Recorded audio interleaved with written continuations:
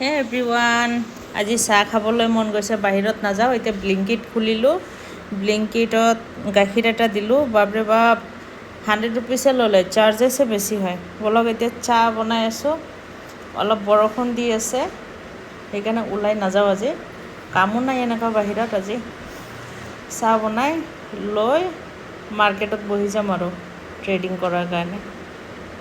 এনেই গাখীৰ চাহ নাখাওঁ বাৰু মই, আজি খাই আছোঁ। কফি বেছি খোৱা যায় মোৰ। 1 চামুচ মাত্ৰ চেনি দিম, লগতে আদা দিছোঁ। আদা দিলে অলপ ভাল লাগে চাহ খাই। বলক চাহ হ'লে, প্ৰায় হৈয়ে গ'ল চাহ।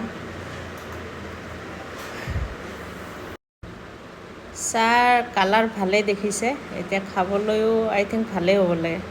কালাৰ খুব ধুনীয়া কালাৰ আহিছে। আপোনালোকে ঘৰত বনাব পাৰে। চাহ হৈ গ'ল, এতিয়া চাহ খাই কিনি মাৰ্কেটত বহি যাম আৰু।